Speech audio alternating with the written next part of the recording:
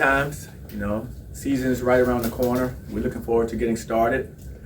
Our players have been working really hard in preparation for this upcoming season, and I've been really proud of, the progress we've been making. So looking forward to us getting started, and it should be, like I said, a fun-filled year. A very exciting season.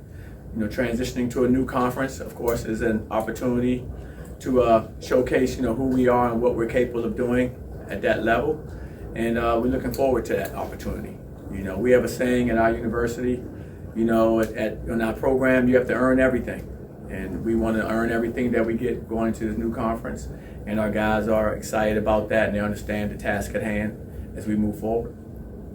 Coach, you've got Darius Johnson, CJ Walker, guys who have been with you for a few years, but a lot of new faces. So what are you starting to learn about this group? I know you went to Italy a few weeks ago. What are you learning about this team as you get ready for Big 12 play?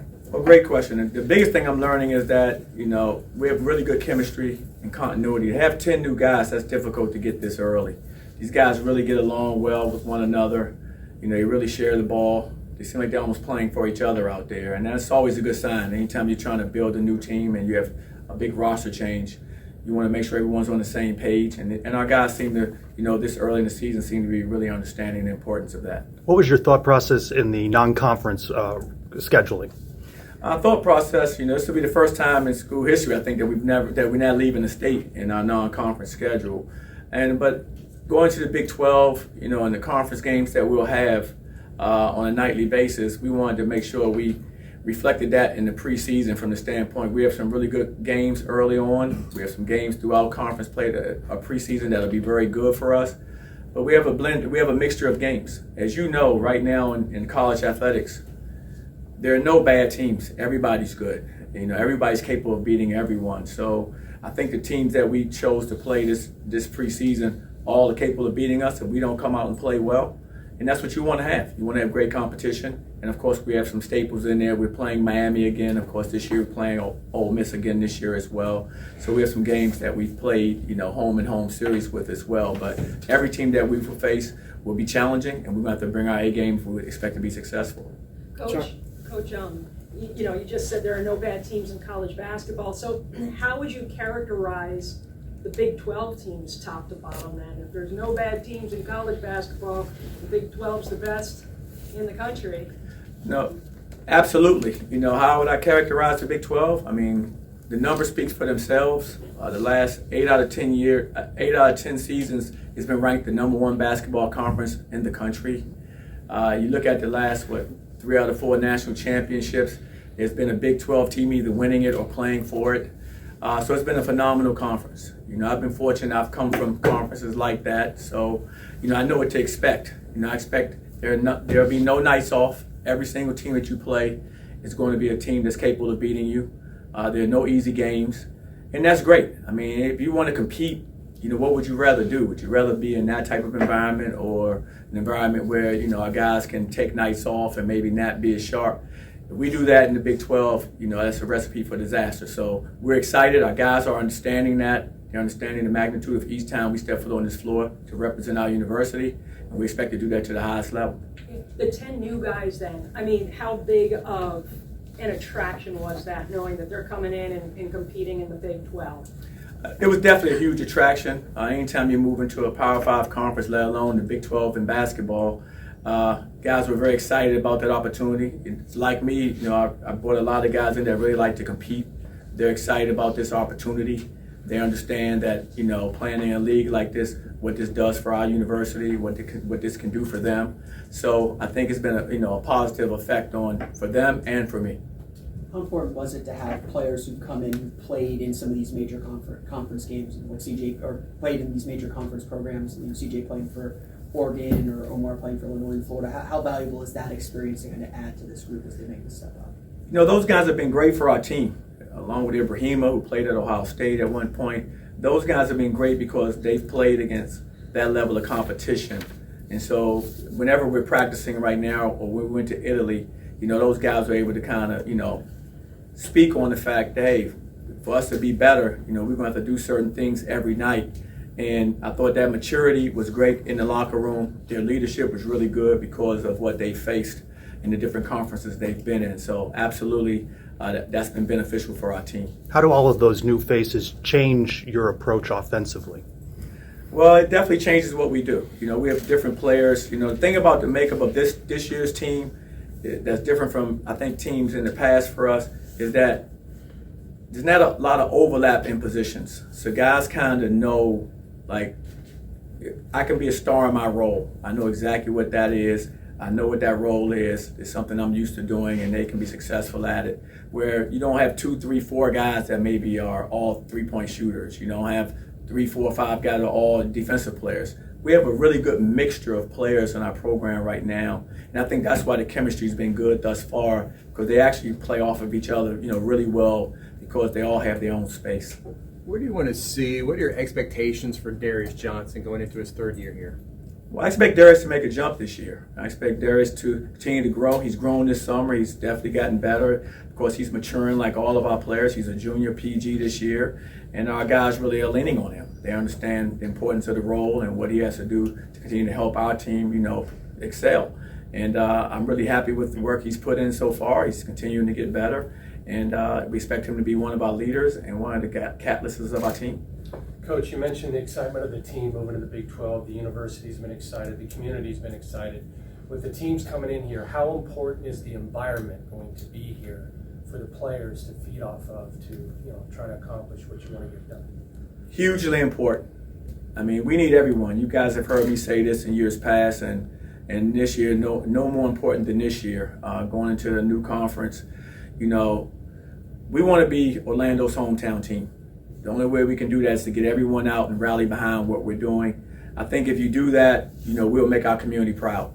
I don't think there's been a game that we've played during my time here that when this arena wasn't filled or nearly filled to capacity, that we didn't perform at a high level. And I don't think that will change. I think we just feed off this energy. Our arena is so nice. And when it's crowded in that arena like it has been on occasion, I mean, I've been in a lot of places and played in a lot of great arenas. I don't think any are any better when we have a great turnout here at UCF in addition to Financial Arena. And so, yes, absolutely. If we can get our hometown crowd to come support our hometown team, I think, we'll make you proud. Coach, you talked at the beginning of your statement just about the saying that you have of wanting everyone to earn everything. Like you have to earn it this year. How does that play into the identity that you hope this team carries with it this year?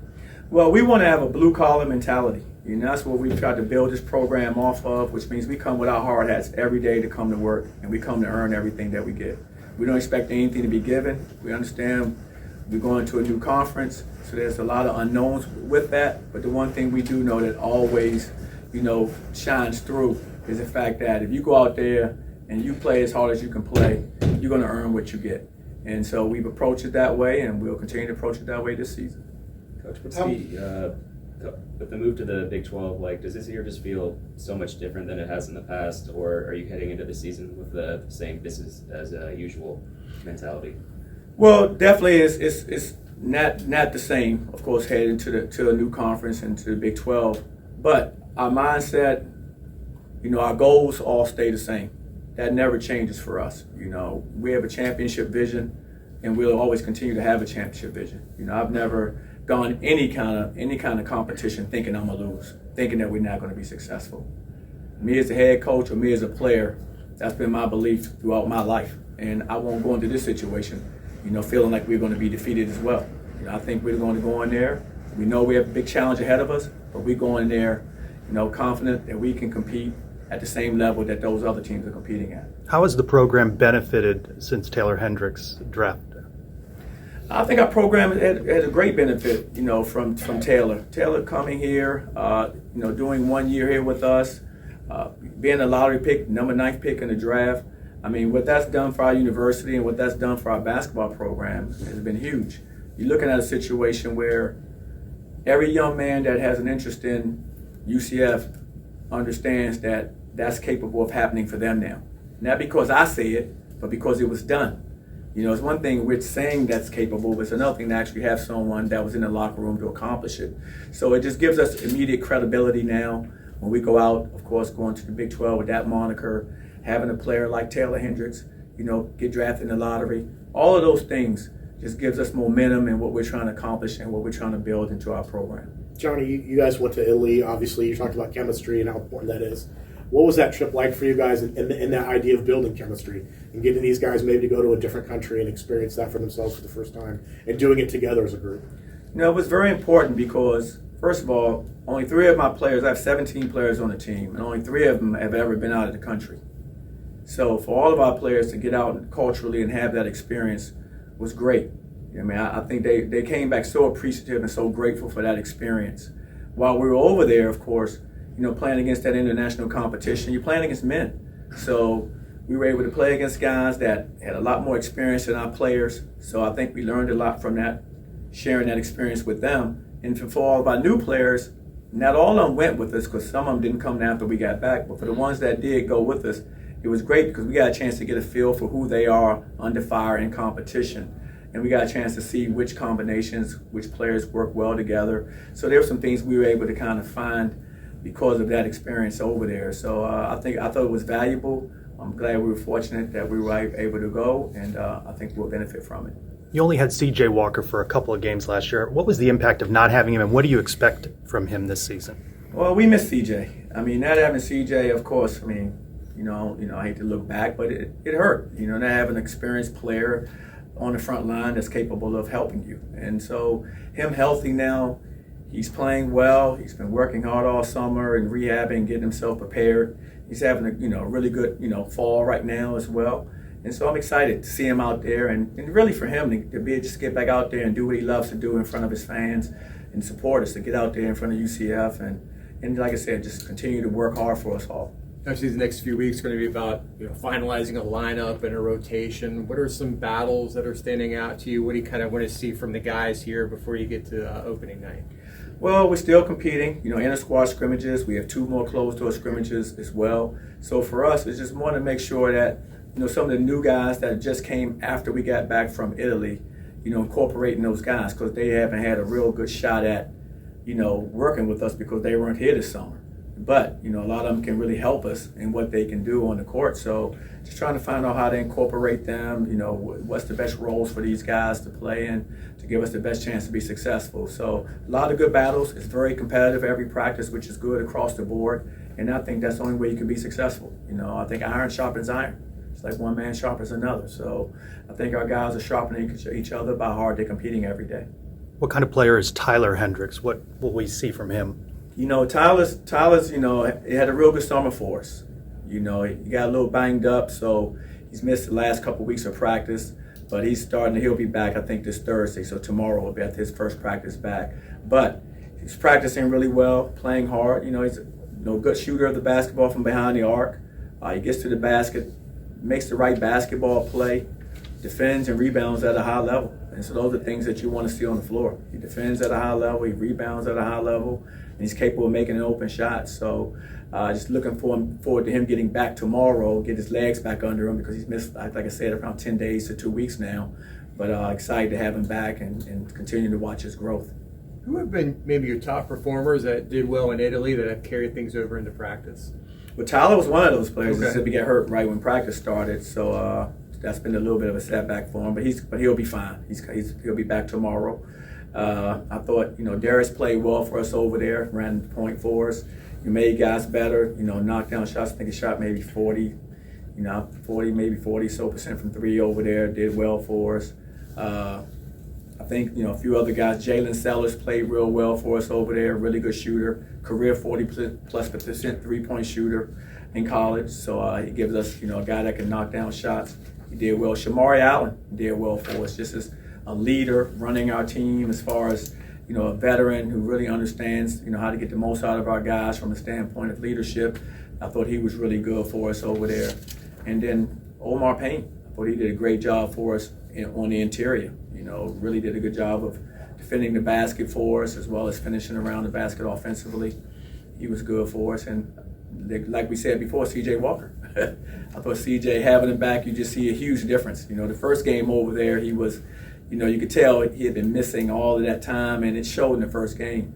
But then the next 2, 3, 4 games, he really started to emerge. You could see his game start to get back, round back in shape. And so he played well for us as well. Since we last spoke to you, you joined the Collegiate Basketball Hall of Fame. What was that honor like for you? I'm grateful. I'm really grateful for that honor.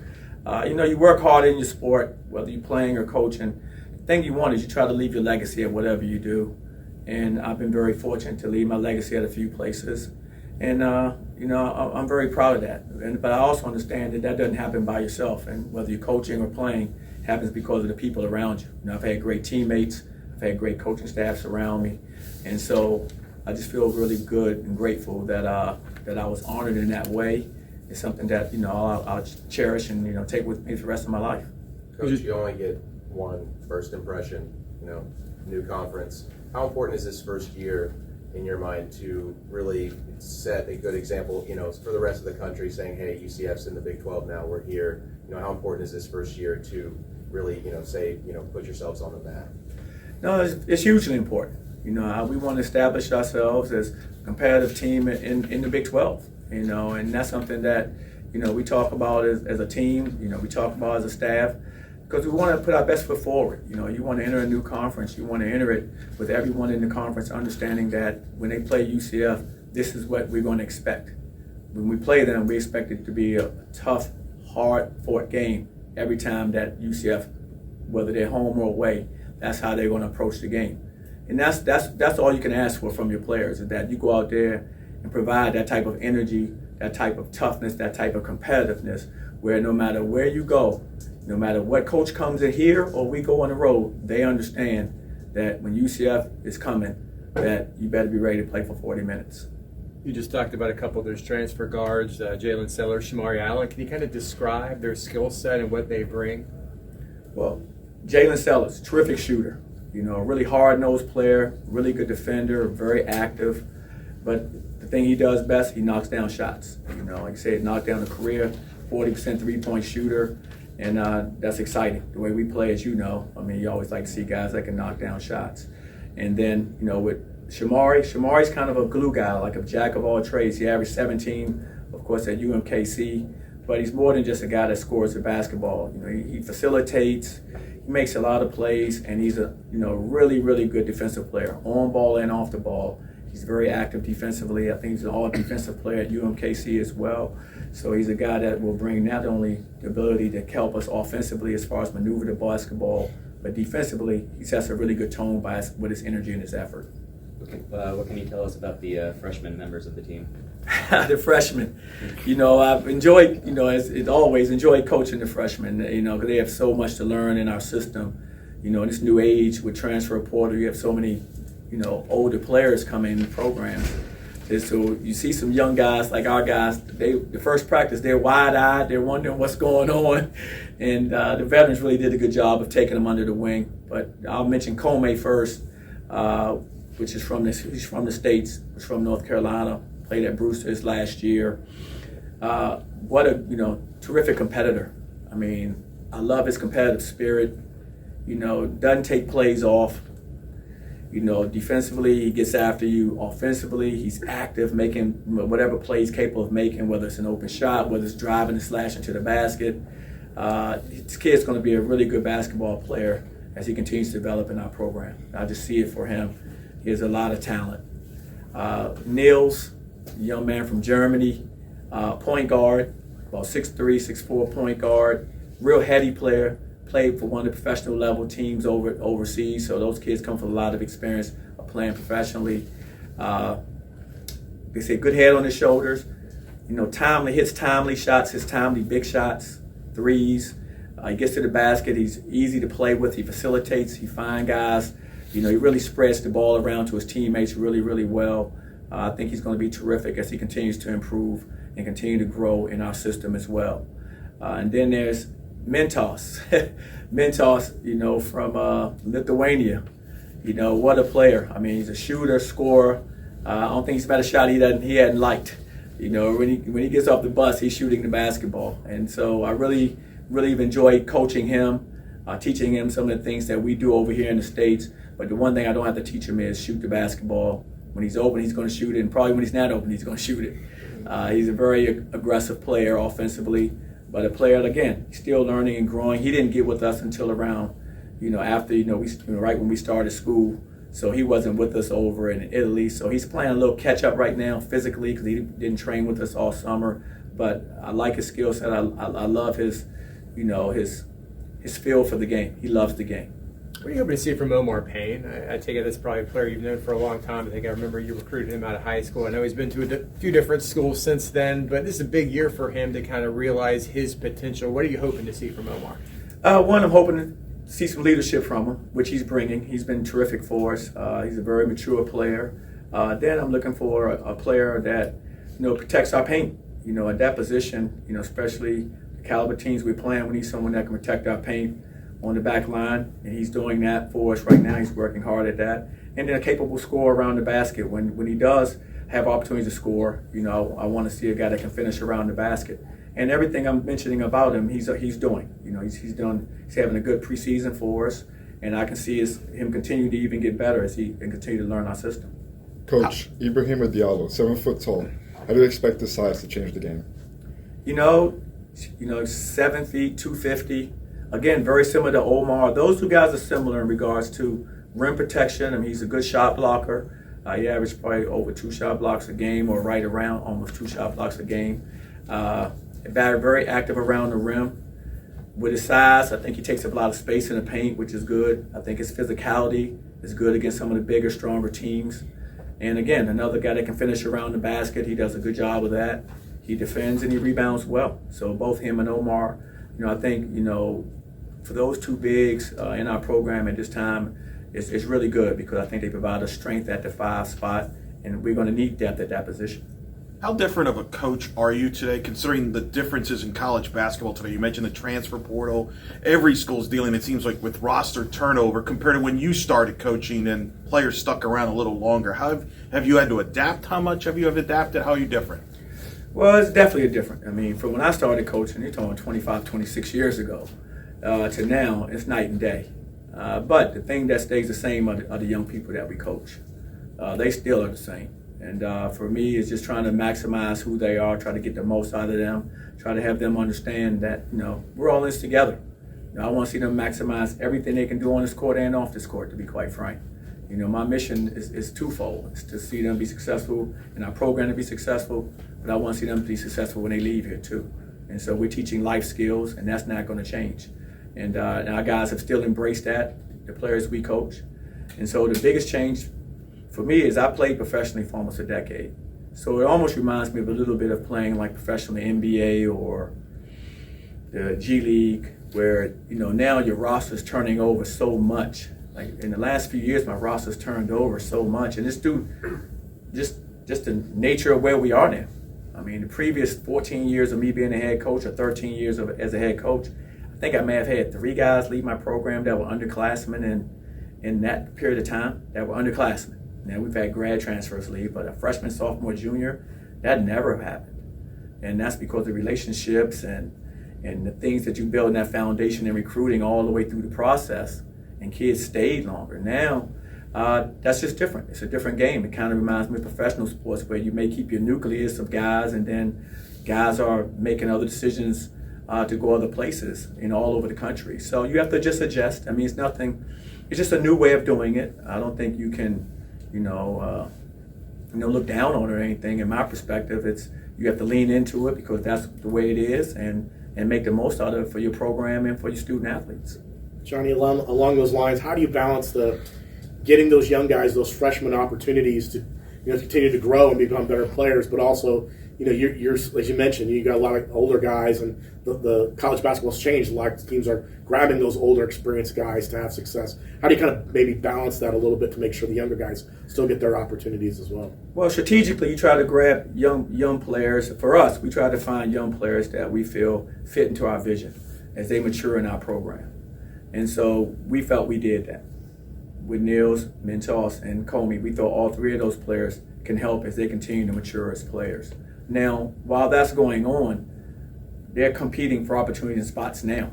I mean, and as I said earlier, I think I started this off, you earn everything. So they have to earn what they get. They earn the opportunity to be out there, they will be out there. I mean, who am I? I was a freshman that started. And so Taylor Hendrick was a freshman who started. So if you earn it, you're going to play. I mean, it's never a situation. We're going to play the best guys. And so they're competing for those opportunities now. And we will continue to develop them through the process. And I love them all. And hopefully, you know, as they continue to grow, they'll continue to contribute more and more for our program. That's one for Coach. For this team to be successful this year, what needs to happen? This team to be successful, we need to be a real together team. We need to play for each other. And we need to play as hard as we can for 40 minutes.